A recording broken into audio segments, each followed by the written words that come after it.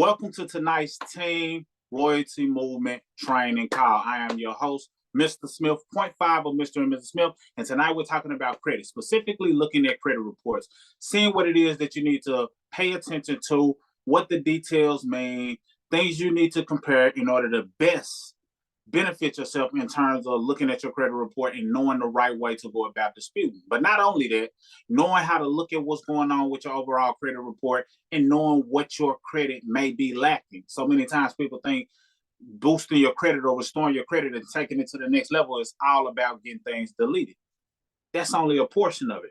You want to know how to look at your credit report in a way that says, okay, this is what my credit is missing. So I need to make sure that I go forward with making sure that I'm doing the right things to best benefit my score, whether that's making on-time payments and not having late associated with it, whether that's understanding the right way to go about credit utilization, inquiries, you name it. Looking at your credit report says a lot.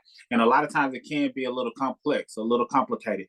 Our My Credit system does a great job at breaking down how to view your credit report, but sometimes we got to do a deeper dive just so you can have a better understanding and then give you the opportunity to ask questions. So with that being said, I'm going to share my screen. I need some fives in the chat if you are able to see my screen. I'm not sharing the chat, but when I am, drop some fives in the chat to let me know that you can see the screen being shared.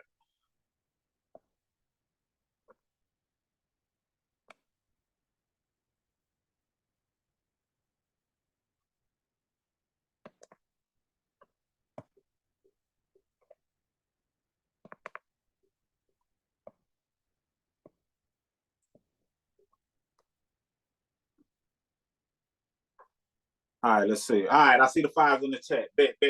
Good stuff. All right, so that lets me know that you can see my screen. Perfect. So this is a sample credit report. Now I have a ton of credit reports that I thought about using, but I would have had to do a whole lot of blocking out of information because it is a lot of personal information on these credit reports. So I just pulled up a sample that allows me to, hold on one second. Let me see if I can minimize something.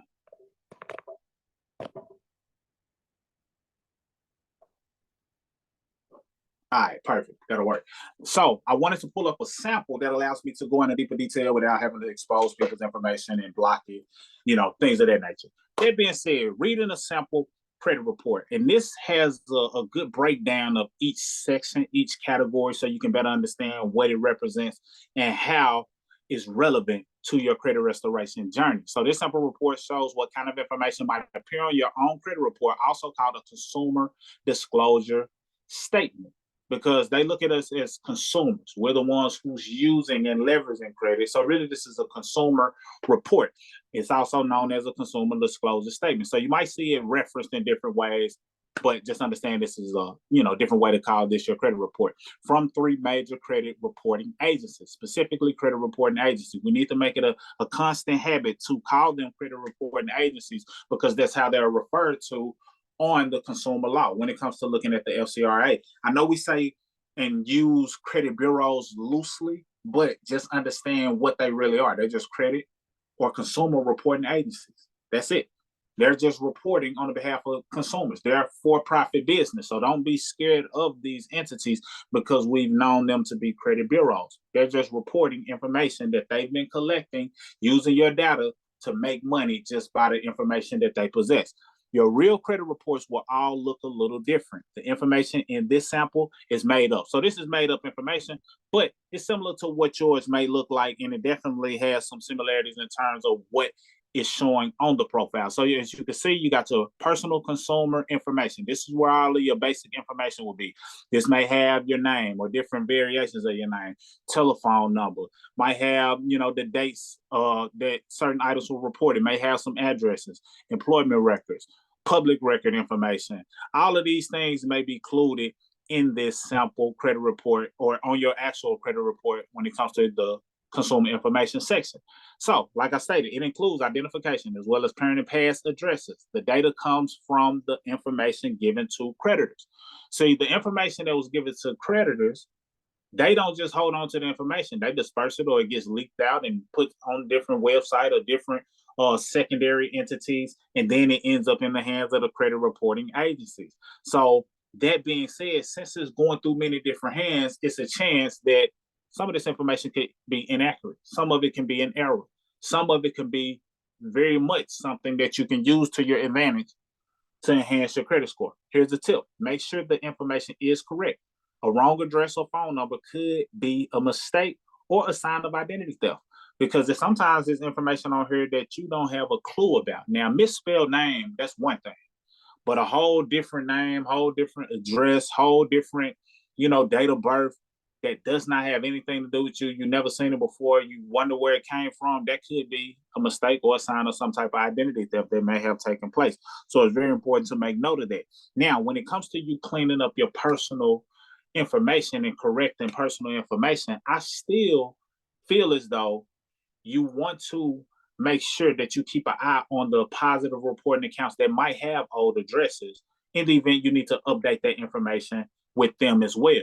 But many people want to jump straight into cleaning up and correcting their personal information, which is not a bad thing. Just make sure that you keep an eye on the other areas, so that way when you correct your personal information and you go through the dispute process, dispute inaccurate or collections or charge-offs and things of that nature, make sure that everything else is very easy to get that information updated as well, just in case it does have an impact. So for example, say you are correcting your personal information, but you had a positive car that you paid off, or a car that you paid off, and it had an old address that you had removed when you updated your personal information. Now, it's a good chance that it may not affect your score, but if it does, just make sure that you have the ability to contact them and say, hey, this is my current information. I still want you all reporting this positivity from my previous relationship with y'all when I paid off the car in full. But this is my personal or my current information, my new mailing address, the way I want my name spelled. So just be willing to do that if that arises. But making sure things match is helpful. And a lot of times the information like employment records does not have to be displayed. If you look at some of the letters that we use, we put in information that says, hey, I only want this one address. It also says, you may not want your employment information displayed. So you have the liberty to say that in your letters based on what you're finding on your credit report. So you don't always have to have certain things reported just because it's a common thing. If you don't want your employment records on there, then make that request and make that adjustment. So public records, this information is data collected from court records, and it is viewed negatively by lenders. So anytime they see public records, this is like bankruptcies, Chapter 7, Chapter 13, this is viewed negatively because this is a person who said, okay, I reach a point in life that I feel like I'm not able to fulfill what I agreed upon, so I'm willing to file whatever chapter it is that they choose to file. So it's viewed negatively as lenders. But what you got to point out, or what you got to make note of, is a lot of times these courts didn't submit this directly to the credit reporting agency. It's going through someone else before it made it there. So it's still a chance that you can get it removed from your report. It doesn't remove the obligation or whatever agreement you went into. However, it can make your report look better so that the lenders are not seeing these public records on your credit report because it's no longer there or on public display. So this section includes bankruptcies of the public records, civil judgments, tax liens that have recently been removed from credit report but could appear in other types of report. So it might not always appear on the main three, but it could appear in other types of reports. And it just depends on what the lenders are pulling from. And some of these secondary entities are starting to gain a lot more traction in terms of sometimes the lenders may be willing to look at some of these secondary reports and see what information they have on you, which is why it's important to understand how to look at those reports as well as it relates to knowing what's all being represented or what all is being shown on your credit report overall, just in case it's being used against you. So all of the information that we teach in the My Credit system, all of the letters can also be used with these secondary entities as well. If you have to send them some dispute letters to get them to remove some information off their credit profile, they too are credit reporting agencies. We talk a lot about Experian, Equifax, and TransUnion because they are the ones that, have the score. But if it come down to it, don't be afraid to use letters to go directly to them as well. And then here's a brief note about public records. A bankruptcy can stay on your credit report 7 to 10 years from the date of filing, depending on the type of bankruptcy. Chapter 7, they say 10 years. Chapter 10, 7 years. So I guess the easy way to remember that is just flipping a number. Chapter 7 is 10 years, but in chapter 10 is typically 7 years. Now, the key word I really want to point out on this is where it says a bankruptcy can stay on a credit report. Can doesn't mean it's mandatory. Can doesn't mean it has to. In my opinion, can represents, oh, okay, it can, but I can also get it removed. So that's the importance of using the letters. And most people ask, so what do I do to get a bankruptcy removed? What do I do to get a collection removed or a charge-off removed? You go through the normal flow that you would using a My Credit system. So all of these, everything I'm going over is pointing you back in the direction of logging into your MyEcon site, going through the My Credit system and following the steps to the T. Because when you follow the steps to the T, you'll realize, oh, this flow is applicable to almost anything going on with my credit report in most cases. So don't overthink it, don't overcomplicate it. Just follow the system, and it applies to many of the things that you are interested in getting removed. Now, you may see some things on your report known as adverse accounts, or may say some derogatory accounts. There's going to be different terminology, but long story short, these type of accounts are, they show lines of credit that have not been paid. So it's some type of derogatory item that have missed or late payments, were sent to a collection agent, or were charged off, which basically means that the company reported the debt as lost income and may have sold the debt to a collection agency. A history of late payments lowers your credit score, especially if it's more recent.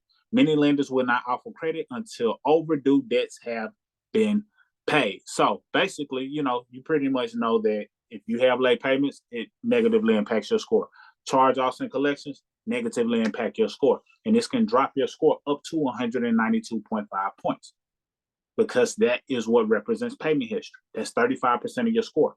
Anytime you're sending off letters, truth be told, is because you're trying to enhance that area known as payment history. That's what the letters are all about. In most cases, you're just trying to enhance the area known as payment history, that 35%. When you're trying to get rid of a collection, you're trying to get rid of things that are hurting your payment history. When you're trying to remove a late payment, you're trying to get rid of things that are hurting your payment history. Same with the charge-off. These letters are designed to help you in the area of payment history specifically. That's why MyEcon is not just based on only the letters, because we understand that it's a whole another 65% out there as well. But the adverse accounts are things that you want to pay attention to, because these are the ones that are going to hold the most weight in terms of your overall credit report. So you want to make sure that when you're addressing and sending out letters, that you include these items, these collections, these charge-offs. As you can see on this item, it says, hey, date, place for collection. So it lets you know that it's a collection. It says type, collection agency, attorney. So if it was a charge-off, in this case, it probably would have said company took a loss. You might see that verbiage. Basically, they said they took a loss. They took a tax deduction. That's pretty much what it says when you see the word loss. So that's the difference between the two. However, both of them are treated the exact same way. You send out that initial letter, which is the letter number 1, verification letter, and see what that does. Then you follow up 30 to 35 days later with the method of verification letter, and so on and so forth. But you will see, depending on your profile and your history, you'll see different things that are similar. Now, this one also includes something that is medical related, but you would still dispute it the same way. And this medical collection was an item that also went to collection. And a lot of collections are starting to be removed a lot more rapidly because, some of this stuff is a violation of the HIPAA law. Just having your information publicly displayed or on your credit report for anybody to see is starting to be more of a concern, more of a violation, and they're cracking down more on it as well. So all of those at the top are collections. Tip: negative items can legally be removed from a credit report if it's been more than 7 years from the date the debt first became overdue. Now, we know in MyEcon that you don't have to wait 7 years just to have something removed. You can get it removed as long as you follow the process. And if all things align, many people are able to get things removed well before 7 years, well before a year, 2 years, in months, in 30 days sometimes. So it's not a requirement that you have to wait until 7 years. And some people believe that, but we know differently because you're using the laws to your advantage. That's what MyEcon is based on, the consumer law, the laws that are in place to protect the consumer. That said, there's some things that are in there that say, hey, If these things aren't accurate, if these things are outdated or unverifiable, it needs to be removed regardless of how long it's been on the report. That's just the fact of the matter. So if all items are listed, contact the credit bureau and ask these accounts to be taken off. So if it is an old account, you can have it removed based on the thesis or based on just the fact that it is older, but you don't have to wait for the item to age out in order for it to get removed. No, even if debt does not show up on your credit report after 7 years, a person may still owe the debt and be taken to court depending on the state and type of debt. This is where the statute of limitations come in at. Because some statute of limitations, depending on the type of debt, might be 10 years. Just depends. Some might be 3 years statute of limitations. So it depends on the type of debt. It depends on the type of account. And it's a public available. You can just search statute of limitations for all 50 states or for your state, and you will know whether or not an account that's on your profile is outside of the statute of limitation or not. Basically, the statute of limitation represents the window to which a company can sue to collect the debt. So what they're saying is, even if it is something that's removed from the credit report or does not show on the credit report, you might still have an obligation on the back end. So just keep that in mind. Now, it is good to get these items cleaned up off of your report, but in some cases, depending on, how deep the situation got, if it was a lawsuit already in place, already passed to certain attorneys, maybe some things you have to do on the back end, similar to like a child support. You might get it removed from the credit report, but that does not excuse the obligation. Just keep that in mind. And note, even if debt does not appear on the credit report, the consumer reporting agencies keep your older debt on file and can release this information when you apply for the following. So a lot of times when you apply for certain things, sometimes these other credit reporting agencies can make note of or put it out there to them upon your application, different things associated with your credit profile, even if it's not showing up on your account. Just something to make note of. Satisfactory accounts, it's just like it sounds. These are accounts that are reflecting positive. You don't want to dispute these or try to get these removed or deleted, obviously, because it's helping to increase and enhance your score. So in this example, this is an installment account, specifically an auto loan. And it has majority, everything was paid as agreed. It does have 2 areas that it has late payments. Now, there is a possibility of you getting a late payment removed without having the entire account removed. We have a goodwill letter in the back office that allows you to make that call as well. But sometimes you can use the verification letter and just make a note. Hey, please update this account to positive.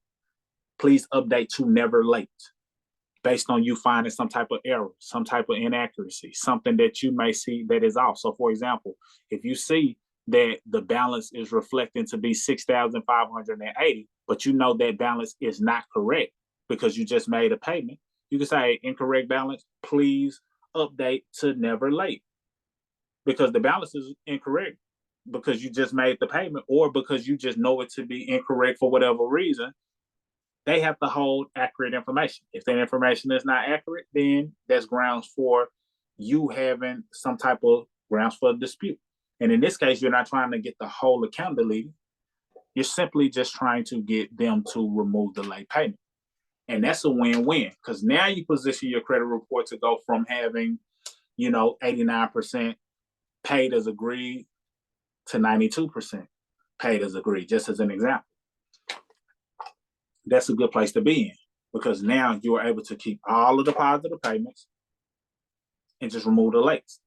And this is true with closed accounts as well. Sometimes people think, it's closed, I'm trying to remove all of these closed accounts. Well, if you had a good track record for on-time payments on this closed account, why remove it?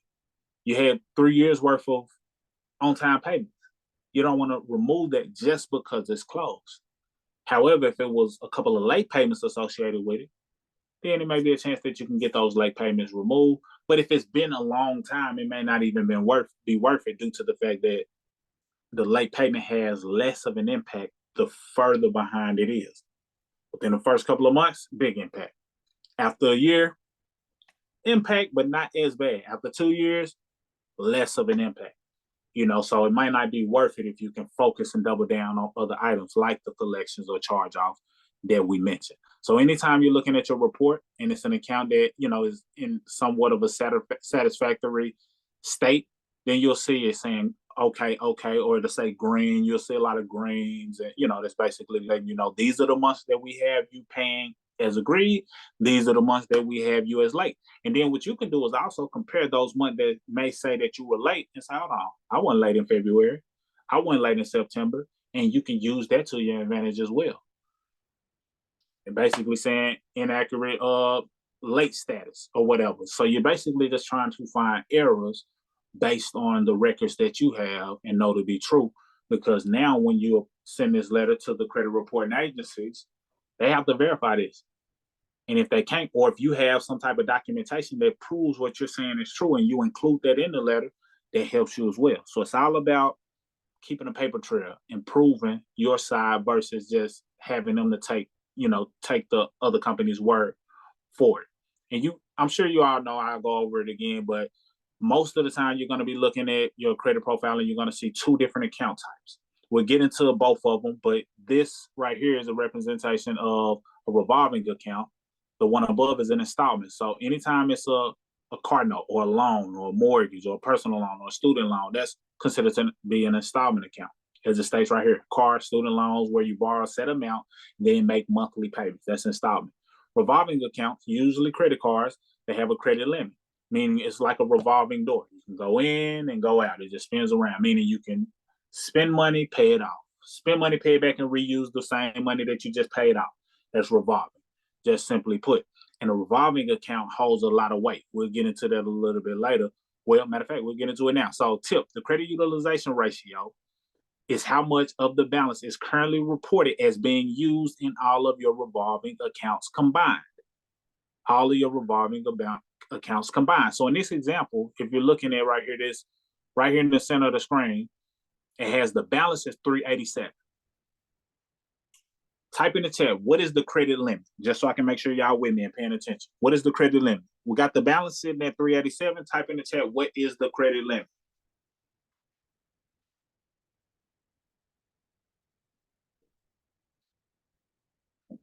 All right, perfect. Perfect. I see at least one correct answer. So the balance is 387. The credit limit is 1,000. Now, by MyEcon's definition, what do we want that balance to be in comparison to that limit? You can list a percentage or you can list an actual number. What would we like that balance to be? Or is this a good balance? If this is a good balance, say, this is good. If you know that we have a certain percentage that we would like that balance to be, then drop that. Okay, I see 10%. I see 25%. I see another 10%. 10%, 10%, 10%. So in MyEcon, the goal is less than 10% that you want to be reported. Now, you really want to lower that, shrink that number a little bit more and go less than 8%. Even 1% is great. Even 1% is great. If you were on the call recently with Joan Collier and he was showing the 850 score, the percentage balance that was being held for a score of 850 was 1%. That's a good measuring tool. So we say less than 10%, but in this scenario, 387 is not the worst, but that's more than 30% for this particular card. Now they're going to factor all cards in, but in this example, that balance, could and should be lower. So that's how you want to look at it and be strategic with it. Now, a real key to understanding how to make sure that your balance is being reported the lowest possible is to contact them. And if you have not done this, I'm speaking directly to everyone on here. If you have a credit card and you have not done this, this is your homework.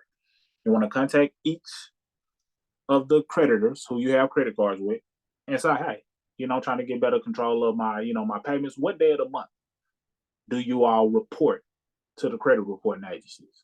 And they usually have a date, or they may say our statement closing date is this. But whatever date they give you, just make that as a note, put it in your calendar, and now you know, okay, if they're going to report on the 30th of every month, now you set a goal to get your balance below 8% or as low as possible before the 30th. So on the 28th, you try to get that balance as low as you possibly can.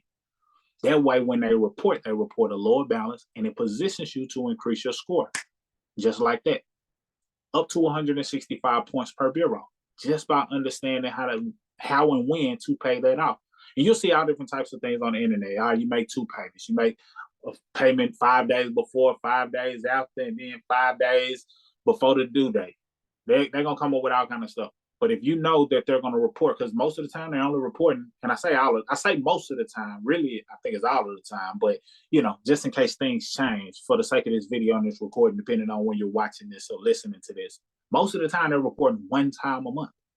So if it doesn't matter how many times you pay throughout the month, if they report 1 time out of the month to these credit reporting agencies, you just need to know when they report. Because if you know when they report, you are empowered. You know when to pay, have your balance as low as possible, and you can play the game to win. So find that out. That's your homework. Find out when they report it, and now you set a goal to get your balance as low as possible. Now, once you make that payment before they report, leave it alone for a few days. I say 5 days, give or take, just to ensure that it report. Just to ensure that it reported. Give or take, leave it alone for a few days. Then go back to using it as you normally would. So this does not mean you cannot go over 30%, over 50%, 70%. It just means that once you use it, know when to pay it off in a way that's going to best benefit your score. And this is something that can help you long term, because the goal of MyEcon is to have you in a position to where you know how to keep your credit up once you get it up. And that's one of the best ways to really understand it. Now, I went over into the explanation of utilization, but in this example right here, and I think that may have been why somebody answered how they did, it says, in this sample report, there's only one revolving account. The credit card account above is $387 balance, divided by $1,000. That's a 38% utilization, or credit utilization ratio is what they call it. To raise your credit score, keep your utilization under 25%. But we beg to differ. Oh, not even big. We differ. We differentiate our thought process and say, oh, no, you want to go into single digits. Single digit utilization is going to benefit you the most. And then they even said that on the end. Some credit scoring models say to keep this ratio under 5% for a better credit score. So sometimes when they add those little caveats, those little side notes, that might be the real bar. They give you the basic for the basic mind, but then they give you a sidebar to say, some credit scoring models say that that's the one you probably want to listen to. So single digits is more recommended. So this one right here is another example of another satisfactory account. This one is student loans. Most people, believe it or not, their student loans are benefiting their score. I looked at tons of credit reports. Sometimes people want to get those student loans removed, but truth be told, for many people, if they get that student loan removed, their credit score would drop drastically, because it's one of the oldest accounts and it has all of these okay. Basically saying that they've been paying it on time, even if they didn't, because it might be in deferment status. They've been paying it on time for years. So to remove that is also to remove the good associated with it. Yeah, I get it. A lot of times people have these high student loans and they just are tired of it. They don't want it on their credit report, and it's affecting or offsetting their debt to income ratio. I get all of that. But just be mindful. Sometimes this is actually helping you because of the length of it and the on-time payments that are associated with it. So this is really a true example of many people's credit reports across the nation. And I've seen people's credit all over the nation. And a lot of them is having a positive benefit. So this is just another example of a satisfactory, account. This one just so happened to be student loans. Then this one is a utility company, paid and closed, or closed and paid as agreed. So this is another example. Just because it's closed does not mean that it's negatively impacting your score. It falls under a satisfactory account.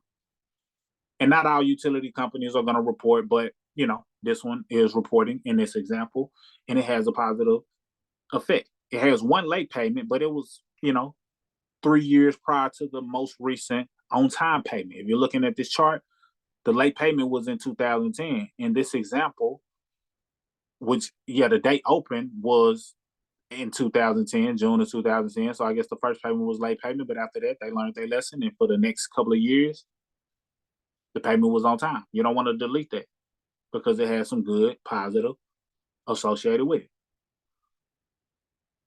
Tip: applying for credit could lower your score a few points each time you contact a lender. If you're shopping for the best interest rate on a car loan, get a few quotes for loans within 14 days of each. So basically, they're just saying, having a lot of inquiries can negatively impact your score. Now, you can have inquiries removed, and especially if you don't have any accounts associated with it. Some people say delete the accounts, all inquiries, even if you got accounts associated with it. But I mean, the fact of the matter is, it took the inquiry in order for you to open the account with whatever account you have, open. So if it's a account and it's an inquiry that's less than 2 years, then it makes sense to keep that account. However, if it's several different inquiries and you don't have an account associated with it, then it makes sense to delete. So just keep that in mind. But whenever you're applying, be strategic with your applying. There are ways to go about doing it. For example, I use this example all the time because this has helped many people. This is something that we've done, as well. When it comes to getting a vehicle, sometimes people go to the car lot. I recommend against it because many times the car lot will run your credit 10 plus times. So you can go to the car lot, but the best way to go to the car lot is by already having the approved amount that you're for the type of car you're trying to get. So say the car you're trying to get is $40,000. Just throwing an example out there. Get with your bank, of course, after you've been restoring your credit and you know that you have a high chance of getting approved. Get with your bank and say, hey, I'm going for an auto loan, and I want to do my auto loan through you. So basically, it'll be one inquiry. They approve you for a certain amount. So you qualify for the 40,000. Now it's like you are going there almost with cash. They'll give you a cashier's check that allows you to get the vehicle of your choice. But it was one inquiry with the bank that you chose or the credit union. Credit unions are great as well because they don't play when it comes to overcharging for a car. Sometimes these car lots can try to overcharge above the blue book value and things of that nature. And credit unions are helpful in that area as well. So just make sure when you're going about applying for things such as a vehicle, you do it strategically in a way that best serves you. And this is just another example of inquiries. The credit inquiry section includes information about when a credit report has been requested. There are two types of inquiry: regular inquiries, also known as hard inquiries, and then soft promotional inquiries. So the soft ones are basically companies asking for certain parts of your credit information to see if you qualify for their services. This is when you may see pre-approvals or, pre-qualified offers because they did a soft pull, and these don't, hurt your score. The hard inquiries is when you apply for credit or buy insurance. For example, the lender reviews your credit report for a positive history and credit worthiness. These inquiries stay on your report for 2 years and can be seen by all creditors who look up your report. Hard inquiries can drop a credit score by 5 to 20 points for many months. So it can have a drop on your score because it affects your new credit in the inquiry section. But if you did not have an account with whatever the inquiry was associated with, then it's a higher chance of getting that removed. So just kind of keep that in mind. But these are just some of the things that you will see when it comes to looking at your overall credit report. So just know what to look for and position yourself to get the most out of looking at your report when you're sending off your letters. Now, we're going to look at another example report. Then I'll give a quick overview of, the My Credit system, just pretty much showing you where it is for anybody who's new on right now. But I'm going to do another quick overview of a credit report just because sometimes you got to see it in different ways. So that way, when you actually see yours, the clutter makes a little bit more sense. Because this one is totally different. This is an example that came from Equifax. They have a one view type report style. So, this could be helpful. So as you'll see the customer information or the consumer information, name, address, name, spelling, date of birth, all of those things all under here. This is the consumer information. So we won't spend time there. Now, what I want you to look at is because sometimes what you need to do is right in front of you. What you need to do is right in front of you. It's kind of letting you know what's going on. So if you look at the account overview, you see this pie chart. It lets you know that the revolving dollar amount owed is 32,000 plus. Then you got an other section and an installment count of 6,000 plus. Then you got an account summary that shows 15 accounts that are under the revolving category, 10 accounts under the installment, no mortgage, no line of credit. Then the other category, then it shows the length of credit history, 20 years, 11 months. Average account age, 7 years, 11 months, and the oldest account. So now you see the oldest account. So a lot of times you don't want to delete your oldest account, especially if you don't have anything that's near that age, so that it doesn't offset your age as much in terms of making your credit look new, making it look young, You want to have a little season on your account because there's points associated with that, up to 55% to be specific, or really more in certain cases when you incorporate other things. I won't get into that. But it also shows your most recent account. And this is an older example, so it has 2021, but it has your most recent account and your oldest account. But this is what I want to make note of. Many of them will have some type of explanation of what is hindering your score. So if you look in the right corner or the right side right here where it says Vantage Score 3.0, and it has the score 609. And the Vantage, anytime you're looking at a Vantage score, it's still okay to use as a guide. You just got to know that most creditors are pulling the FICO score. They're looking at the FICO score. It's different forms of the FICO score, 8, 10, all these different ones. But if you just use all of the things that we teach in MyEcon and you follow it to a T, it doesn't matter if you're looking at your Vantage or your FICO score. All of the activity and the practices that we want you to commit and make a habit is going to benefit you regardless, whether it's Vantage or FICO, because we're basing it on how they view overall credit scores as a whole. So don't get caught up on that. If you have a Vantage score model that you're using, okay, it's great to use as a guide, but don't just fall in love with the number because that may not be the number that they pull from. That said, if you look in that section, it says total of all balances on bank card or revolving accounts is too high. So they're letting you know the total of all balances on a bank card or revolving accounts is too high. They're letting you know your utilization is too high. So it's telling you what you need to do beyond you just disputing and mailing off letters trying to get things deleted. That lets you know, okay, I need to lower my utilization on my revolving accounts, and that's going to help me bring that number up. Real simple. The second one says balances on bank card or revolving accounts too high compared to credit limits. That falls into the same category. That's utilization. The next one says the date that you opened your oldest account is too recent. The date that you opened your old account is too recent. Now, this doesn't necessarily match, and this is just an example, this doesn't necessarily match the length of credit history of the oldest account being 20 years ago, 20 years old. So that doesn't necessarily match that. But sometimes it will let you know how your oldest account is too recent because you might not have been using your credit for long enough. So just kind of make note of that. Like, oh, okay, my oldest account is only 3 years old. I need to, get a little more skin in the game and make sure that going forward, I'm doing the right thing so that when 5 years from now and I got 8 years of good credit history, it looks a lot better. Then it says the total of all balances on your open accounts is too high. So this is where the debt to income ratio kicks in. Or on FICO, they call it amounts owed. Amounts owed. OWED. Very similar to credit utilization. They just want to see that your overall balances are going down over time. So as you're making on-time payments on your car note, then your balance is going down over time. So that benefits your score as well. Then it says number of inquiries adversely affected the score, but not significantly. So this one they're saying it's not a lot of inquiry, but it did have some type of adverse effect, some type of derogatory or negative impact. So a lot of times what you're looking for might be on that first page. You just got to look at the details of it and see what it is that it's telling you. Then look into the My Credit system and say, okay, how does MyEcon go about building credit or removing certain items or handling utilization?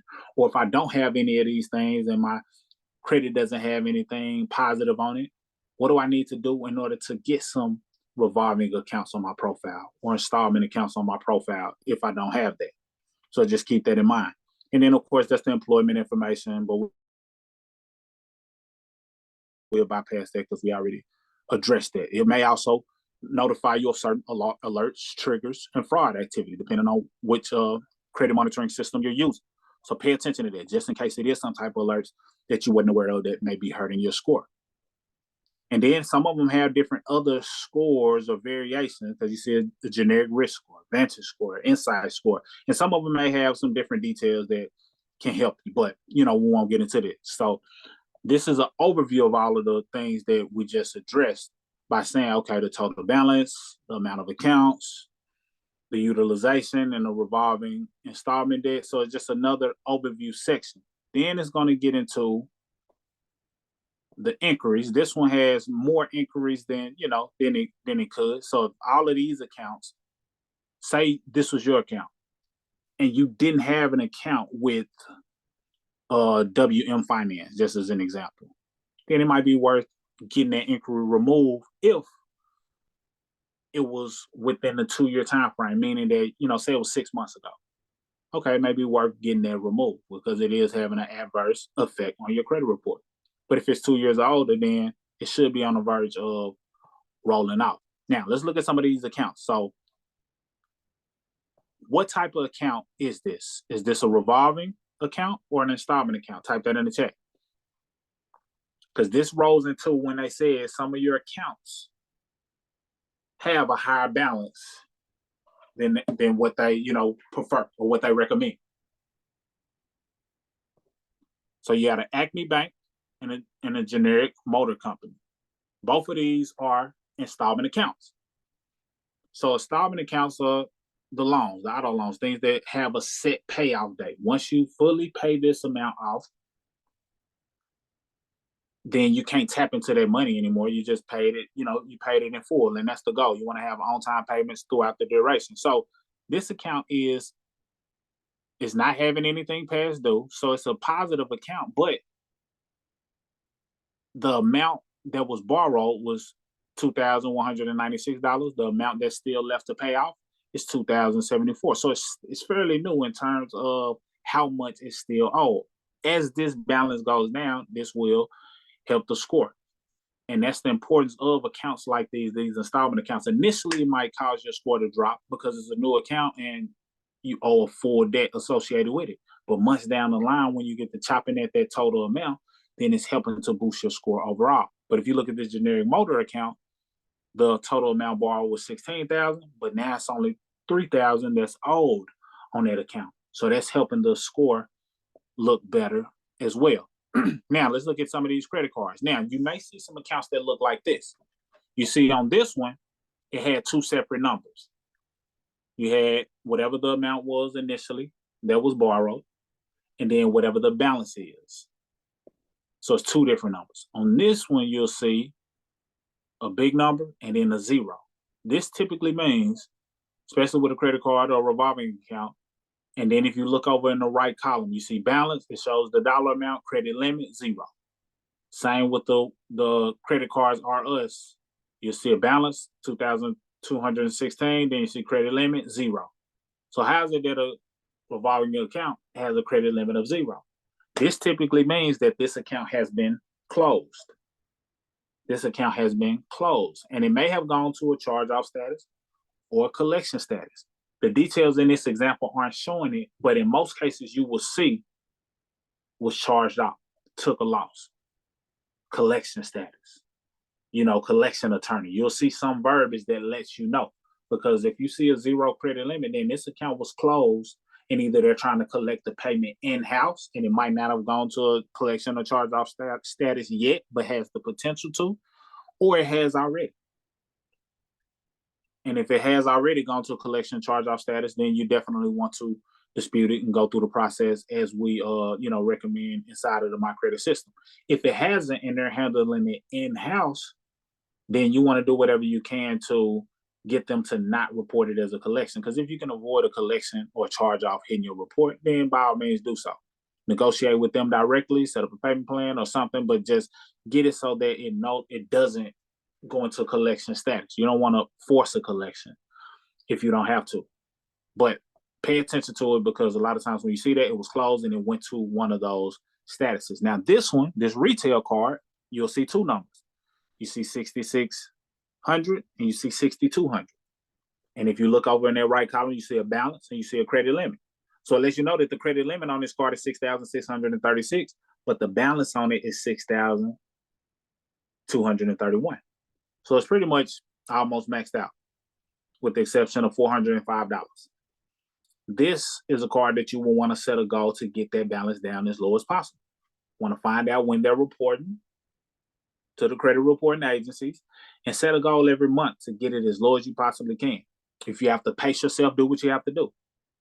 Not everybody may be in a position to just drop $6,000 on it and get it under the 8% threshold.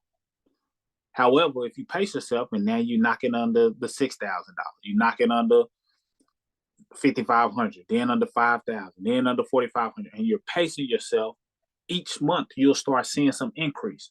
Tapping into that 165 points available. You might see your score go up 20 points, 50 points, 80 points, 100 points over time, just by knowing when to pay it off and get that balance down as low as possible. And that's the importance of MyEcon, using all of the tools. Understand how to increase your cash flow. Stop being scared of running away from earning an additional stream of income, because in this day and age, you have to have other streams of income. It's just no way around it these days. Other streams of income help you hit your goals faster. That's how that works. And then eventually it can position you to build a whole nother asset that, could potentially be passed down, part of your wealth creation, help you retire early.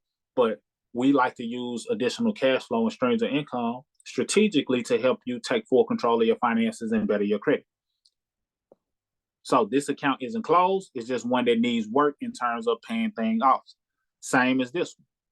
$1,000 credit limit, balance 972. So it's 97% utilization.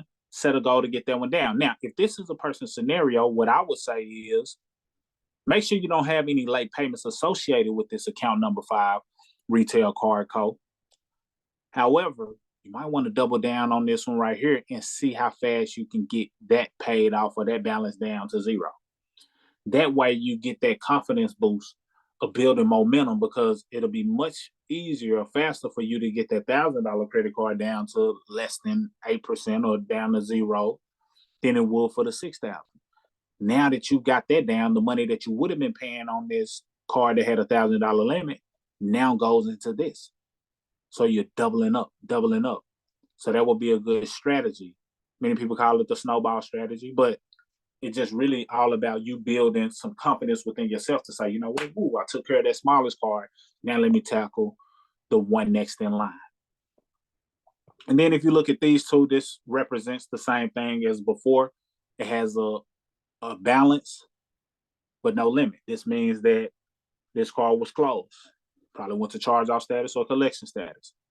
So these are the things that you want to make note of. A lot of these are the same. I won't, go over and over. This one kind of is an example of what we shown before. The credit card is pretty much maxed out, $4,000 credit limit, balance being $3,900, pretty much maxed out. So figure out what order you want to knock out these cards so you can tap into 165 points. And this is a big deal. This is what you have. You have more control over your credit utilization than you do in getting something removed. And we're confident in MyEcon letters in the process. We know the letters work and help people get things removed. Anything under the sun that you can think of that has been deleted from a credit report has been deleted using the My Credit system and the letters. People have deleted a little bit of everything. However, when it comes to their credit utilization, that's just like, you don't have to go through any hoops or go through anyone in order to get a score boost from that. As soon as they report and they see that their balance is low, you get a point boost. It's just how it works. So you have more control of it.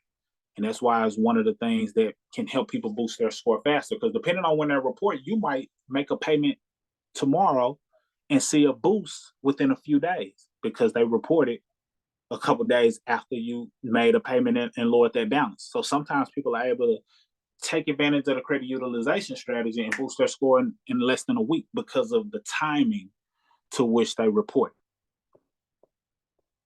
So I believe I've gone over everything that I wanted to go over. Most of these are the same, or we kind of covered it in some way. These are installment. These are paid off accounts. I just hit on that briefly. So as you see these, like if you see number 20, number 21, you'll see that it's a 0 balance, and the amount initially, the borrowed amount was $2,600, or this one was $973.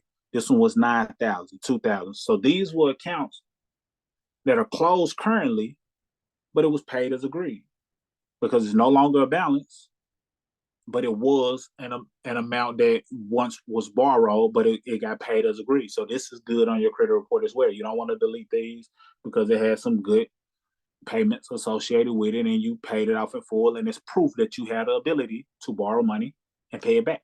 So you like to see that on your credit report, and it just gives you that extra season. So that being said, what I want to do is stop sharing the screen, take an opportunity to see if anybody has questions, and we'll go from there. Now, brief, I did say I was going to do this. So while y'all gather your questions up and I give you the ability to unmute, let me at least, show you what my credit system. If it pulls up with no hassle, then we're good to go. So when you log into your MyEcon site, you'll see the My Credit System front and center. Boom.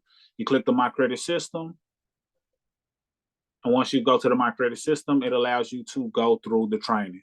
Less than 25 minutes total. Real short and sweet, no fluff. So it's not about you spending a whole lot of time and, getting overwhelmed just with watching videos. No. Welcome video, 30 seconds. Step 1, pull your credit report, 2 minutes. You just had a brief overview of what certain credit reports look like. We'll give you 2 different sites you can pull from. The annual credit report allows you to pull your credit report. I think they still have it to where you can pull it every month. I think it's even more rapid than that because, a lot of things are changing in the industry. But it doesn't have your score, so MyFICO is a stronger place to pull from. It's like $30 a month, give or take. But it is a more accurate score. However, Advantage Score is cool as well if you want to use it. We have links available that you can use, and you can pull your score with as little as $1. Start now. That's just a trial run. 7 days later, then it's like $20 a month. If anybody wants access to that link to where you can pull your score for $1, then let me know. I'll drop it in the chat. Step 2, free secondary bureau. So you're going through this step by step. Step 3, checking for errors. That's pretty much kind of what I was going over, showing you what to be looking for on your credit report. This breaks down what you need to look for so you can get a better understanding. And then it has a download that shows you common credit repair errors.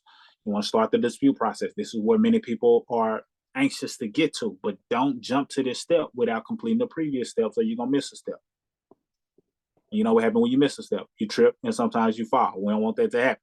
Step 5, credit utilization. We talked about that, getting that utilization low. In this example, you watched the video. I won't unpack it. We already discussed it to a degree.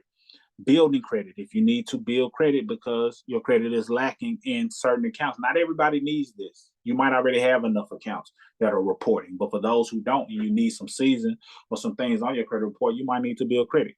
There are some options down here that you can click the link and tap into building you some credit. So it's real simple. You watch a video, you take an action. Watch a video, you take an action. And then over time, you should be seeing credit success. And anytime you're seeing credit success, be sure to drop it in the groups. Don't get all this game, all this knowledge, and not share what it is that you're doing in the area of progressing in your credit score, because it motivates someone else. When they see that you have success, now let's know, you know what, let me go and get off my butt. I've been slacking and I haven't been doing what I needed to do. So let me go ahead and start doing it because somebody proved that this system worked. They got the same system I got access to, but they are doing one thing that I'm not doing. They're executing. They're taking action. So that being said, make sure that you're taking action. And when you get some results, share those results. So now you should be able to unmute yourself. I just stopped sharing the screen. Unmute, ask any questions if you have any, and then we'll go from there. How did I do on time? 8:58, still almost at the top of the hour.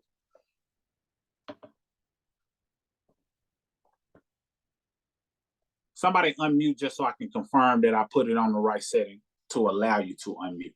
We can unmute. Hello. Hello. Oh. Perfect, perfect. Talk to me. All right, y'all would just let me know you can unmute. Do anybody got a question? Or did it all make sense?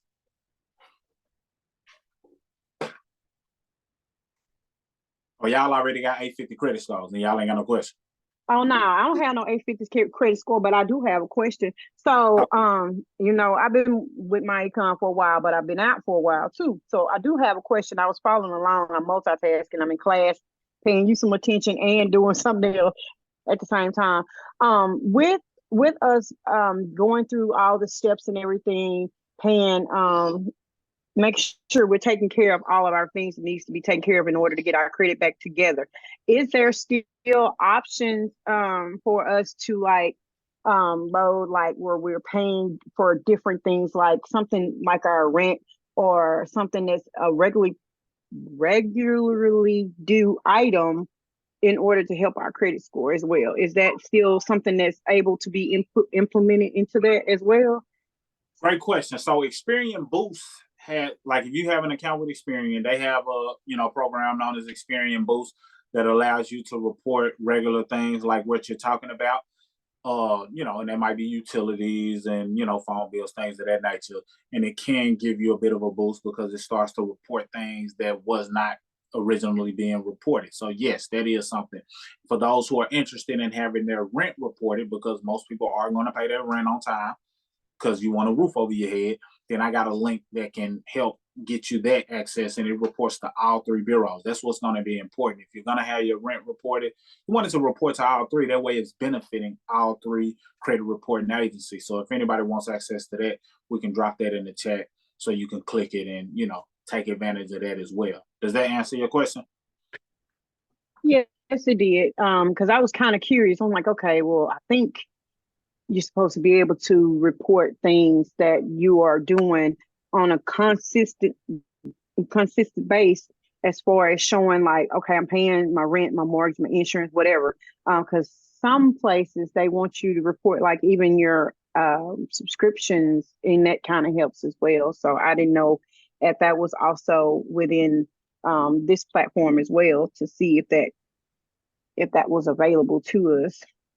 Gotcha. So yeah, it's not like a link inside of MyEcon anymore. That used to be the rent reporting, but I personally have a link that I can give you because I'm always studying and paying attention to things that can help. And there's so many different other programs that are coming out, like you said, that might help a person get credit for the subscriptions that they're paying. They're trying to think of all of these creative ways to help people boost their credit, doing things they're already doing anyway. And I love that because it allows a person to build their credit without going in debt.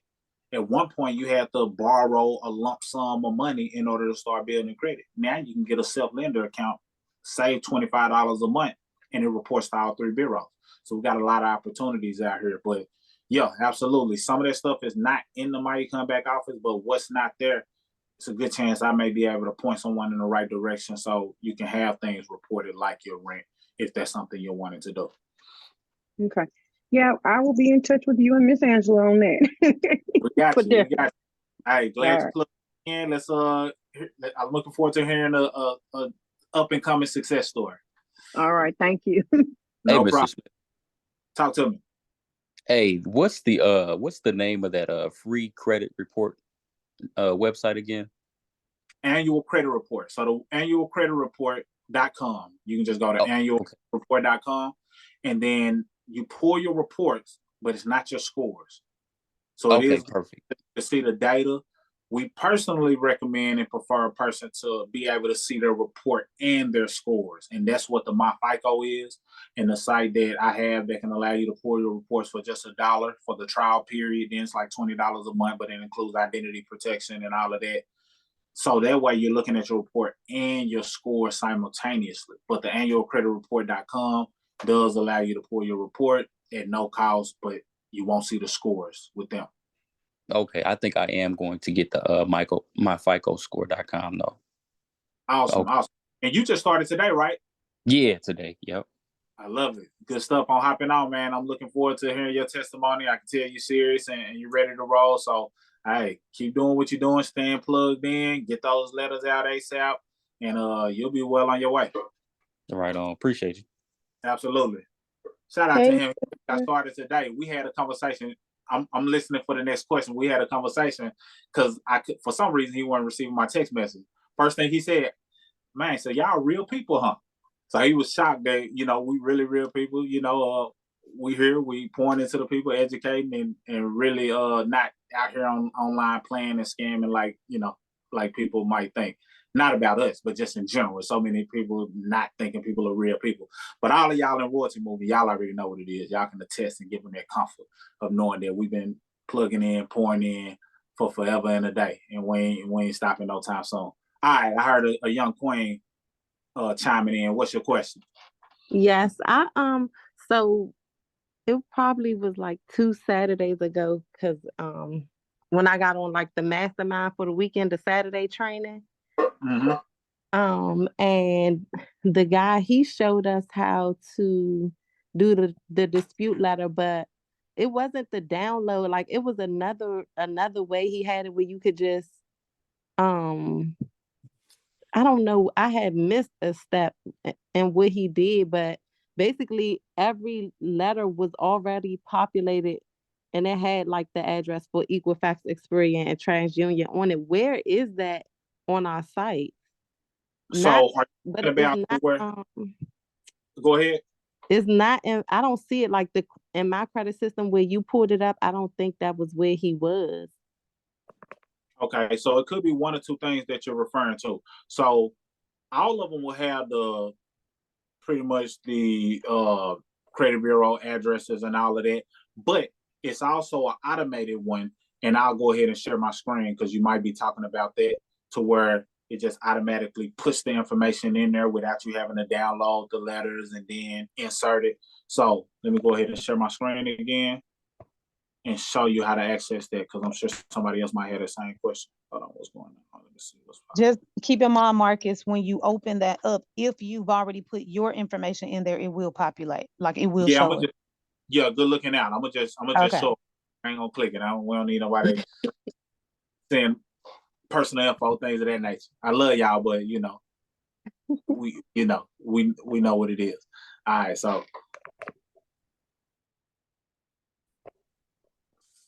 let's see. Let me do this.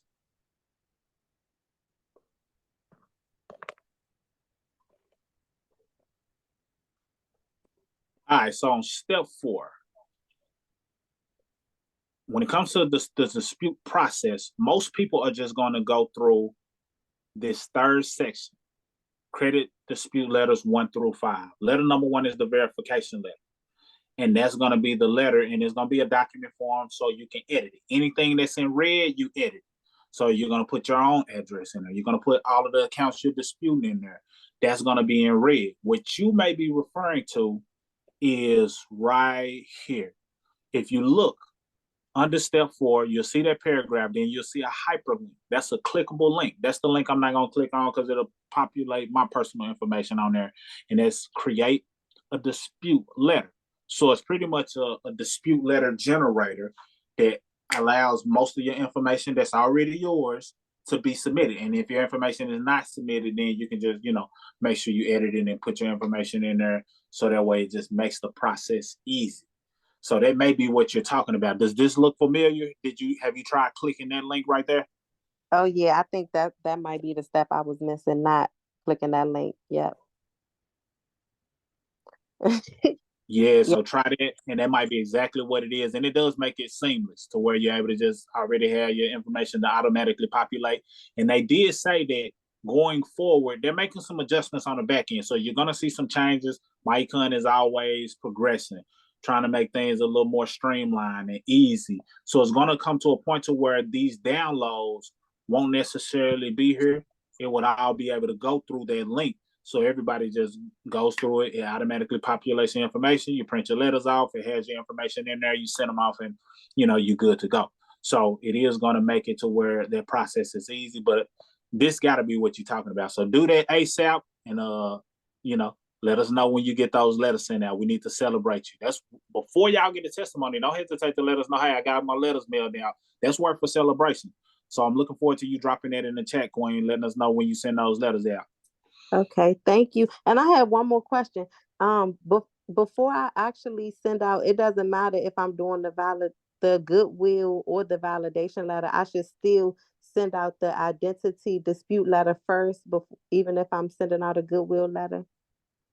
Good question. So follow this to the T. So it says the identity letters, going ahead and sending to correct your identity. Yes, go ahead and do that. And then when it comes to disputing for identity, don't wait for the identity to be, corrected. You're going to wait about 10 days, and then you can go ahead and send off letter number 1. So the identity dispute letter is right there at the top. After you send that, I say wait about 10 days. You're not, waiting too long, and you can go ahead and send letter number 1. Now, if you want to speed up the process, you won't even send the identity dispute letter. You'll give them a call. You'll call each credit reporting agency, Equifax, Experian, TransUnion, and let them know, hey, I no longer can receive mail at this address, or this was never my address. My only address is this. This is the spelling of my name. And you can have them to update a lot faster without you mailing a letter about the identity dispute. So that's what I would personally recommend. If you really want to get the identity update, just get them a call and go ahead and get that address. If the number is needed, ask for if you need the number, I have, all of the different numbers. Drop it in the chat in whatever credit group you're in. That way I can paste it in there and everybody can see it. So if you want to call them, I'll drop the numbers in there for each one of the credit reporting agencies, and you can call them tomorrow and, possibly have it updated tomorrow without even having to wait on mailing a letter. Okay. All right. Thank you. My pleasure. Great question. Great question. Anybody else? I have a quick question. Oh, go ahead. I don't know who was first, but y'all work that out and talk to. You can go first, Queen. The only question that I was going to ask is, I know nothing happens in a blink of an eye or like overnight. After we send in, or after we make our phone calls and we send the first letter in, how long? I think it's, I can't remember exactly the number of days before they update, or I know they have a certain time limit that they have to respond to you. How long after that response are we going to start seeing like they're actually doing what they're going back and verifying all that? How long? What does that time frame look like? Okay, so the typical range or time frame is 30 days. They usually have a 30-day window to go through an investigation. It varies based on different things, depending on which letter you're sending out. Sometimes their 30 days is shrunk, and depending on if you're basing it on the annual credit report, sometimes they can be up to 45 days. But 30 days is a good window. Reason being, any credit monitoring service that you're using, you're pretty much allowed to get a refresher report every 30 days. And me personally, I usually wait 35 days just because I want to make sure they have more than enough time to receive the letter and more than enough time to send some type of correspondence letter. And that way, that second letter, I can apply more pressure. 35 days is a good window for me. But 30 to 35 days is a good time frame. That way, when you log in and check your credit monitoring, you're looking to see what has changed. Did your score go up? Did something that was there get removed and you no longer see it there? So you're going to be paying attention to what was there, what's no longer there. If it's still there, then you'll include it in your upcoming letters. But 30 days is a good window, and you refresh your report, see what changes have been made, and then go off to the next letter. And you'll always be able to tell, if they're doing what they're supposed to do, even if they don't send you a letter, because not all the time will they send you some type of correspondence letter that says this item was deleted, updated. In some cases they will, but sometimes you just look at your report and you'll see for yourself, okay, my score increased, so I am making progress based on what I'm seeing. Does that answer your question? Yes, that answered my question, and there was like a second part to that question. I put it in the chat, so the other young lady can ask her question. No, you got the floor. You got the floor. Go okay. ahead and answer the question. Okay, so the question was, the reason why I asked that question was to ask this question because me and my husband are trying to buy a house. We were, he was, not me, because I already had told him, look, we need to go back to what we're used to, MyEcon. He's wanting to wait to do something else. I was like, okay. So he went through someone else. They didn't help him or walk through the whole process with him or anything. And it's been almost 50 days, okay? The first letter came back saying that everything was verified within 2 weeks. I was like, okay, well, cool. So I was telling them about all that. They sent another letter back and said that they needed additional information, right? So with that, then after I called, because I called for him, with him on the line, for him to talk to them directly to remove incorrect things that were on there that they were reporting still, and the fact that they didn't do what they were supposed to do, we stopped getting correspondence. So with that being said, it kind of stalled our home buying thing because we were supposed to be buying a home by June 1st because rent prices are becoming redonkulous around here. They're going up on our rent almost an extra $250. So imagine going from $1,081 on up to during $1,300 a month. And that's not including, the extra bills. So that's the reason why I asked that question, because it's like we're trying to, I don't know, I can't quite put that into context just yet. But anyway, with that being done like that, what suggestions as far as going forward? Because I told him I'm doing it my way. We're going back over here. So with that being said, since how they partly verified that his information is corrected, would you suggest we go back through that process again of re-verifying, making sure they have the information correct, and then send out the letters again? Or Gotcha. I don't know. So when the letters were sent out, were they sent out on both of you all's behalf or just his? Off on his only. I'm doing mine. Okay, so I filed bankruptcy. I had to. I filed by myself. I didn't file with him. It was a 7. And if I had waited, I could have bought the house. Me and him could have got the house in both our names. But I was doing it. I had some health issues, and they came and got my vehicle. So I didn't want that to fall on him. So I was trying to be proactive. Long story short, some other stuff happened. We're trying to buy a house to move his mother-in-law, his mom in, my mother-in-law. And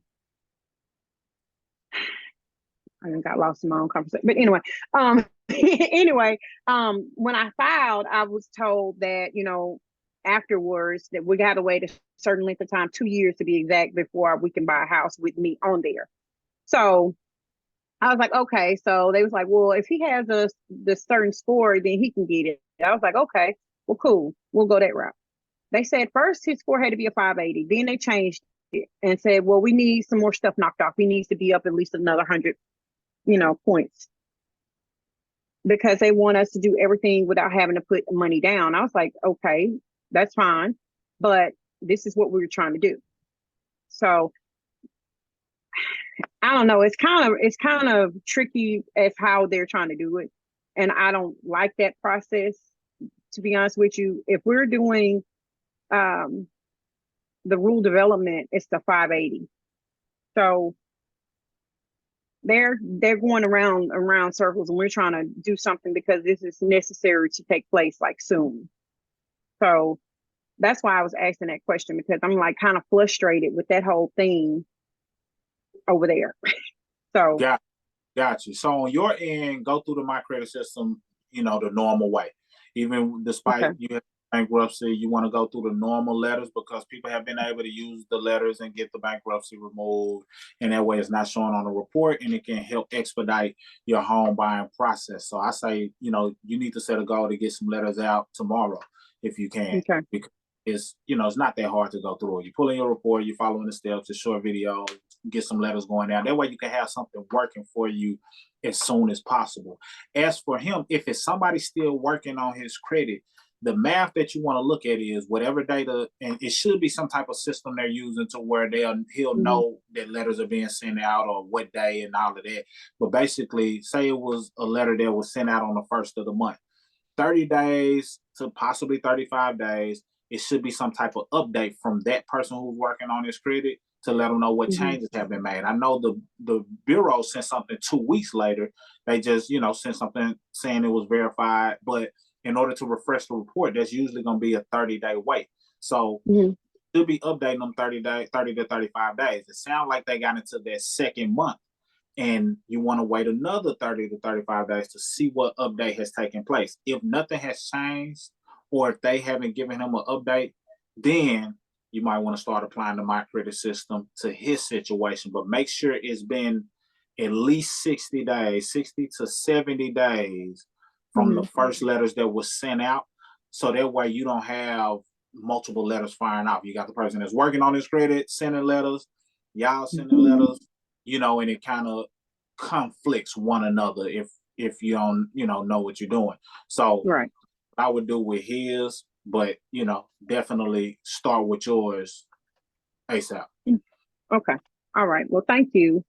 My pleasure. And if you got any other further specific questions, don't hesitate to ask, drop it in the group, or whatever. And if it's more personal, don't hesitate to inbox us, and we're assisting the way we can. Okay. Yeah, I'll be done text Angela. That's right. That's right. All right. All right. Who was next? It's me. So I have two questions. One is kind of a two-part question.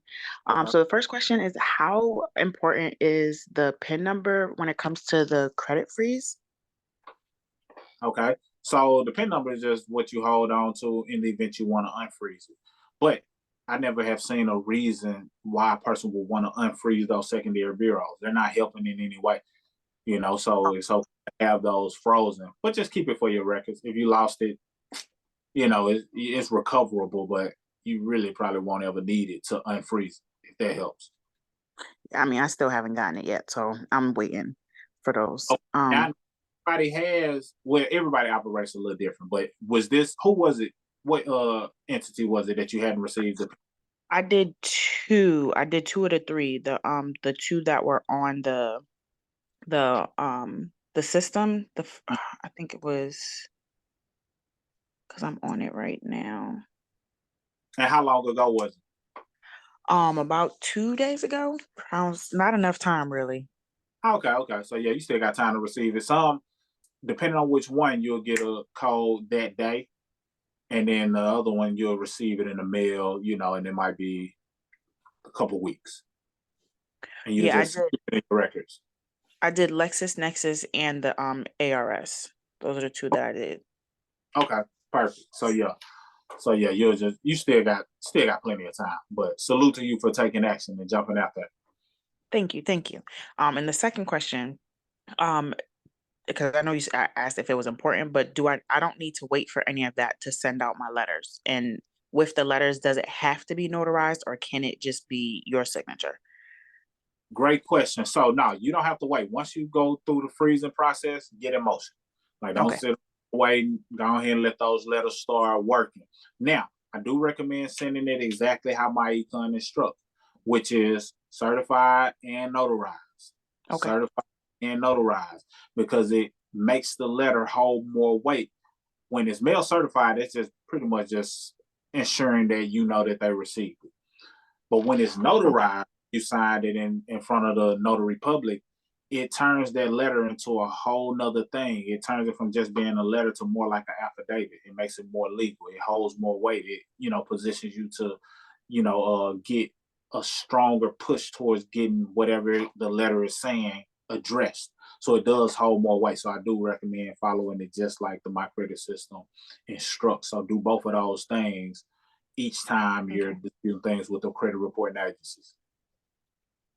All right. Thank you so much for those answers. Great question. I love it. Anybody else? She just mentioned, I'm sorry. She just mentioned something that I have a question about. She mentioned LexisNexis, and what was the other one that you need to So it's usually LexisNexis, ARS, Innovis, SageStream. LexisNexis and SageStream, if I'm mistaken, they are pretty much merged as a company, so that's that. If you're freezing it with one, you're usually freezing it with both, but it's LexisNexis, Innovis, SageStream, and ARS. There are several other ones out there which MyEcon links to it, but those are the main four. Okay. Thank you. No problem. Who else was chiming in? Hey, Marcus, I got a question. Okay. So, Credit Karma is not always accurate. Am I correct? Just being that I had those collections come off last week. Apparently, they show back up on Credit Karma, but they're not on. Like, I have the Equifax and the TransUnion. I time to time log into those accounts because I have a membership with those. They're not actually showing on that file, but they show on Credit Karma. You're just trying to see they're not, as accurate. Is that correct? Gotcha. So the score, when people say that Credit Karma is inaccurate, usually they're referring to the score because it's not the FICO score. Now, let me ask you this. The Equifax and Experian, the main ones that you said you were referring to, did it ever have that account on there that did get removed? Yeah. So there it had the accounts on there on TransUnion, Equifax, and Experian, all three of those. They were all removed directly from the three bureaus, as well as Credit Karma. Now I noticed Credit Karma got the accounts back on there, but not on the main bureau. And from my point of view, when I used to work for Experian directly, we can't go in there and put something back on the consumer's report. It has to physically be reported by the actual creditor. Just trying to see is Credit Karma just got a little glitch in it or. Gotcha. So the main bureaus are going to hold more weight all day.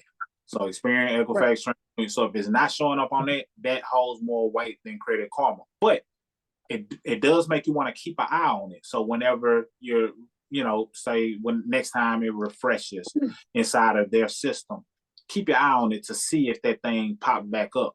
Because what they're supposed to do, like you said, they're not supposed to add something back to the consumer report unless it came directly from the creditor themselves.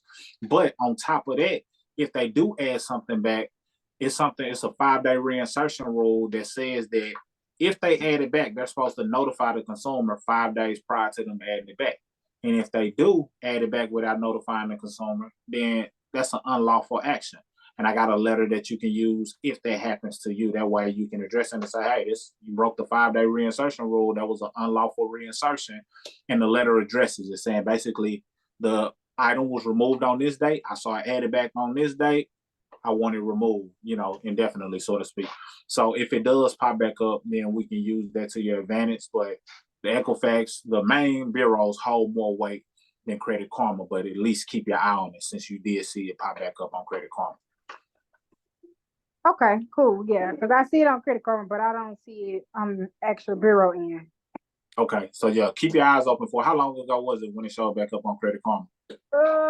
I think it just showed up yesterday, and I think I did they all were deleted last week. Okay, so yeah, just keep your eye on those other ones and keep me posted as well, just in case you see something that seems a little iffy, a little fishy, and then we'll go from there. Yeah, it was May 1st. May 1st, they got deleted from the actual bureaus. Then I seen they popped up on Credit Karma. Okay, so yeah, keep me posted and keep your eye on it just in case it shows up over there. Then my last question is, okay, I went ahead, pulled out the Chime card because that's the only card I got. So are y'all saying to pay that? Oh, not my Chime card, the Open Sky. Pay that card 15 days before the statement due? That's what you're saying to boost the score? No. So that's some information that float around. What you need to do is contact them and find out what day they report to the credit reporting agencies. That's your homework. Okay. You want to find out specifically what day that is. And they may say, the statement closing date is this. Whatever the date is that they give you, you put that in your calendar as a reminder every month to pop up. Or even you can do it a day ahead, whatever, to where okay, it's about the report on the 30th of every month. And every month you're getting a reminder, hey, it's about the report on the 30th. So that way, before they report, okay, let me get my balance down as low as I possibly can before they report. So that way I show up the best way possible with a single-digit percentage utilization. And you do that every month going forward, and for life until they change the credit rules. And that's going to help you maintain your credit just by knowing when they report. Okay.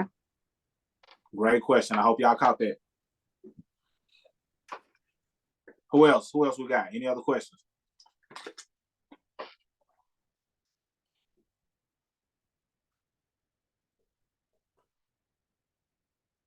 Going once, twice. All right, perfect. Now I am going to speak briefly on the builder side of things, and it's more just an execution thing more than anything, meaning taking action for those who want to make money using MyEcon. But for those who just hopped on because you want to just build your credit up, better your credit, get a better understanding of the process, get your questions answered, class has been dismissed. You see, we live in a world where we are conditioned for failure, and oftentimes we have been programmed or fooled into mediocrity. So people find themselves living like peasants instead of royalty that they were meant to be. But you see here in the royalty movement, we see the king in you. We see the queen in you from start to finish. It's just time for you to take your seat on the throne, because this is where we uplift your character, your confidence, and your cash flow. As royalty, you should establish a solid financial foundation that'll soon lead to your abundance and thriving empire. Take your seat on the throne. You are royalty. Salute. Love y'all. Now, we're going to talk briefly about the building side of things, just so you can make sure you understand what it takes to build consistently. Now, this is for the builders, anybody who wants to make money using MyEcon. Basically, MyEcon has an affiliate option. that allows people to get paid weekly, every single week, and there's some residual income associated with it. But it's just based on you marketing your business. And a lot of the marketing that we do is online. So I'm gonna just speak specifically to that. Now, when it comes to marketing your business, it's all about you building your business consistently. See, if you want to make money, a lot of times people want to know that it's something that you're going to be passionate about doing. Most of the time, people start and quit so many things. The people have the right to be skeptical. They have the right to be skeptical and not trust you. They have the right to be skeptical and wonder if this is something that you're truly committed to.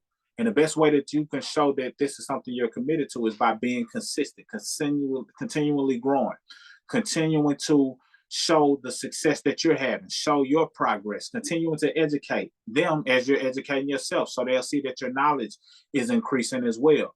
You doing that on a regular basis builds up that know, like, and trust with those who are tuned into you. And it's just a matter of time before you have people who are raising their hands, asking questions, want to be a part of your business because they see you showing up on a regular basis. And that's a whole lot easier because you got short form content that allows you to generate tons of leads with a 10-second video, 6-second video, 60-second video. Like, it doesn't take much time to reach a lot of people if you follow our steps. So the main thing I want y'all to tap into is, if you haven't already, and let me go ahead and share my screen one more again, turn that off.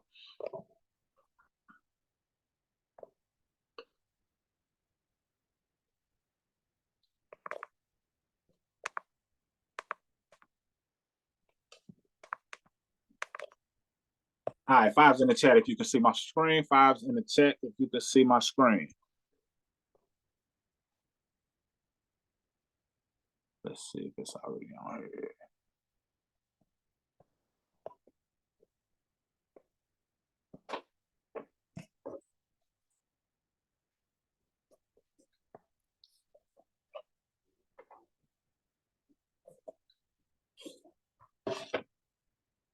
All right, if you can see that screen, drop a 5 in the chat. I want to look in the comments. Let me see.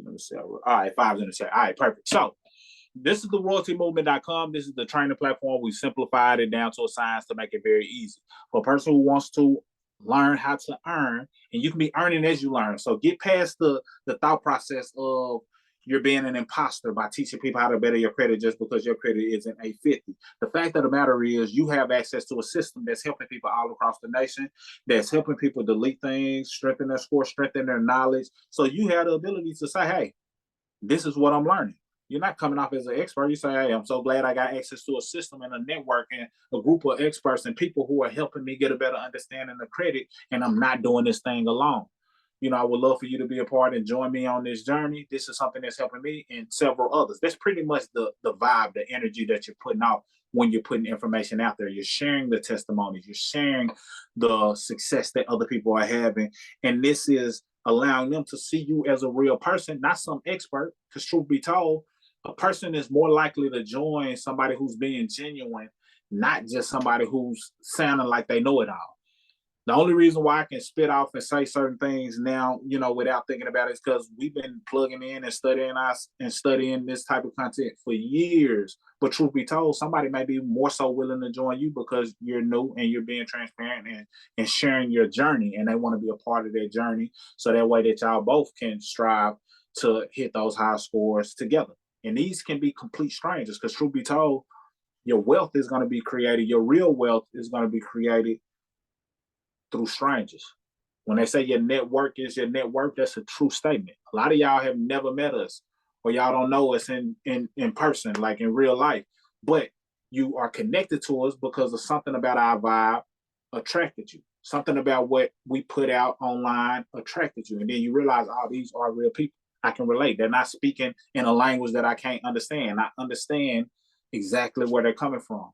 So that's going to be the same for you. But you want to go through these trainings because it has been laid out to simplify things. And I won't go through it step by step, but all I did was click on the learn as you earn. I ain't do nothing special. I just clicked on learn as you earn. This is right here on the main site. If you're just in it for credit repair, then it tells you click the credit repair training. But learn as you earn, you want to go through that. So many people have probably not completed that in full. And if you haven't completed it in full, you're probably doing yourself a disservice. And if you have completed it one time, but you haven't implemented, then you're definitely doing yourself a disservice. So click on the Learn as You Earn, and it's going to take you through the process of getting plugged in. Join the credit group so you can complete the checklist. You want to do that. And then it, has you to log back into your MyEcon account. As you can see, everything we're doing is going to redirect you to MyEcon because MyEcon is the hub. But I want to get into the meat of what I'm talking about. So once you've already done that, you move to step number 2. Everything is systematic. This is talking about the compensation plan so you can know how you get paid. Truth be told, you don't really have to know exactly how you get paid in order to start getting paid. Me personally, I start earning and I was learning as I was earning. I didn't understand the compensation plan, but I understood when I got that deposit. I was like, hold on, why I get $25? That turned into 50, that turned into 100, that turned into 500, that turned into thousands. Why did I was learning as I was getting them deposits. So as you're in motion, you'll learn a lot by getting paid. You realize, you know what? I think I want to keep getting paid. I might want to figure out what I'm getting paid for, and so I can maximize the pay associated with what I'm doing. However, for those of you who are real analytical and you like to know all of the details, the numbers are here, breaking down the compensation plan in a way that you can understand. Then we go into launching your business because you want to be in position. When you start marketing this, you want to be in position in so many ways so that when people stumble upon your page, you're able to do the things that attract them and keep them long term. So this is where the queen is breaking down how to set up your capture page for success. You already have a capture page. If you're in MyEcon, you have a page. You just have to unlock and know how to get access to the link. So that way, when you put it out, people can put their information in, they can see a video, and they can join you directly. That video breaks that down to a T. Everybody should already have their link and know how to send people to that, or have it somewhere on your profile so that people stumble upon it due to your consistency. Now, launching your MyEcon business. And I'm going through this fast because this is for you to go through if you haven't already done it. And then we'll close out shortly after I go over one last thing. Now, setting up for success. The queen broke these down very well. Setting up for success in MyEcon. The beginning. 3 main platforms, showing you how to navigate and what's the best platforms at this present moment. If it changes, will change, but at this present moment, the 3 main platforms that you can utilize to best benefit you to hit your goals in terms of earning income inside of MyEcon. Then even breaking down making content. This is going to be the key thing that helps you generate strangers, turning strangers into leads or people who are interested, and then turning that into cash flow, income, deposits. But we didn't have you to just jump into making content before we got you set up. So it's all about getting set up for success, because you might jump straight to making content and say, you know what, I just want to make content. And listening to the queen and how she break it down, you might have a viral video because she's known for having high view videos. And now you done went viral and you wondering, hey, what should I do? Well, you went in position to at least get some possibilities of people to trickle into your business by following these steps. So make sure you follow all of these steps so that way if you do have some content that does very well, then you're in position. And as you consistently make content, then you'll start learning, getting better, enhancing your strategy, enhancing your flow, and getting sales. And this breaks down, going through the process of getting sales. We have messaging scripts, and that's the end of the training in terms of going through the My Credit system. And sometimes you might have to watch this multiple times because you might learn something different on the second time around, the third time around, until you have it down to a science to where you're creating your own content effortlessly. You're getting signups effortlessly, but don't quit too soon. We see so many people who come in and they have a good thing going. They're starting to get leads. They're starting to get traction. They're starting to get some recruits. They're starting to get some duplication, but then they fall back and start doing something that prevents them from scaling and taking it to the level that they could have taken it to. So it's all about you staying consistent. So if this is something that you really want, make sure you find whatever you're passionate about or whatever goal it is that you have and attach what MyEcon represents to that goal. So that way it's something that you can do and not think twice about. You are passionate about helping people better their finances, passionate about helping people better their credit, passionate about helping people break generational curses, which is all what MyEcon is all about. So make sure you go through these, and you'll see I was going to do something else that shows some examples of our content But as you go through these, you'll get a better understanding of how we operate in terms of doing content. Because one of the best strategies, and this is something that a lot of people get hung up on. Well, I don't have time to create content, or they have all of these hangups on terms of content creation. One of the best strategies that we use that works like a charm outside of everything that's taught in here is bulk recording. Like, if you understand that a 7-second video, 10-second video has the potential to make you hundreds, thousands of dollars just off of putting words on the screen and drawing people into wanting to inquire, ask for more information, it's so easy to bulk record 7-second videos, 10-second videos. So if you pay attention to our page, and if you follow these steps, you should be following some of our primary pages, you will see that a lot of our content, we repeat some of the same verbiage on our content because it's working, it's resulting in results, it's getting leads, it's getting people to inquire, getting people to enroll. But a lot of the content, as you can see, we might have on some of the same outfits. It might not be back-to-back same outfit, but we might have recorded 12 videos one day in one particular outfit, 10 videos another day, 11 videos another day, and we're just recycling these videos, and we have tons of videos that are still in our phone. That way, throughout the week, because you chosen a day to bulk record, I can get a good 20 videos in a good 20 minutes. Because I have a signature that all I'm doing is I'm walking towards the camera, salute. A lot of the videos you could just be posted up, looking, chilling.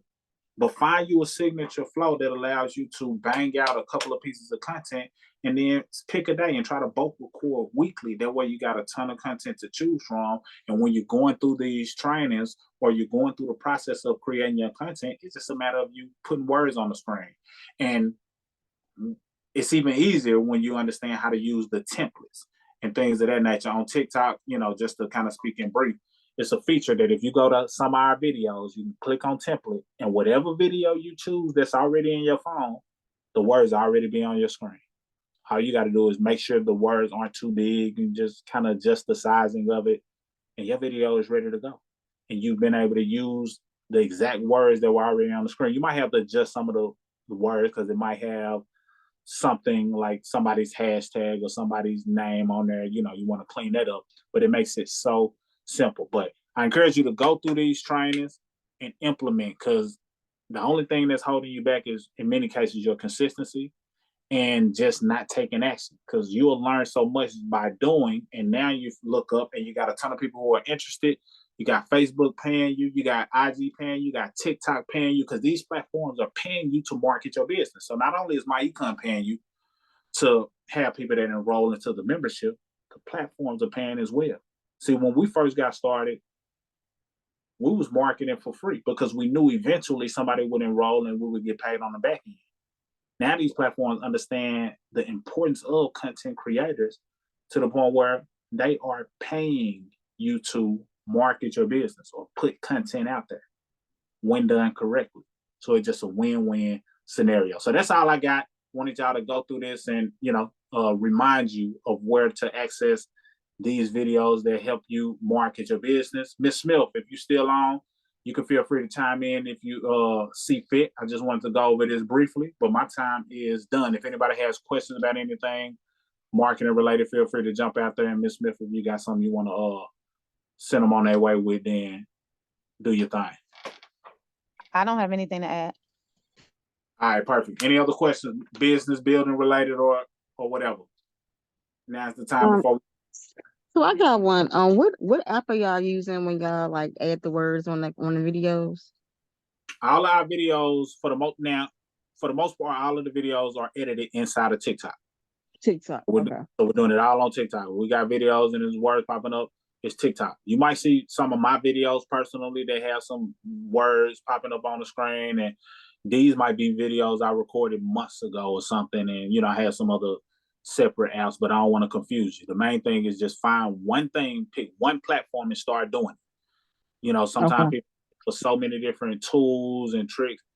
Get good at using TikTok because it's one of the best editing platforms out there. And then once you get good at that, then you can spin off and worry about other stuff. But TikTok is primarily where we create our content. Okay. Thank you.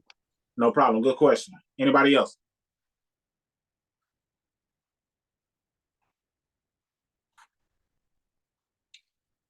All right, perfect. I ain't gonna hold y'all. I enjoyed it. I hope y'all got some value. Hope y'all got some nuggets. Hopefully y'all take this and run with it. If you want to earn income inside of MyEcon and create another good solid stream based on helping yourself as you help others hit their financial and or credit goals, this is a good place. MyEcon does not miss. They pay every time, on time, and have been doing so for the past 16 years without fail. So you can, bet your bottom dollar on a company, a platform that's really serious about pouring into the reps and those who are building their business. That being said, you see, we live in a world where we are conditioned for failure.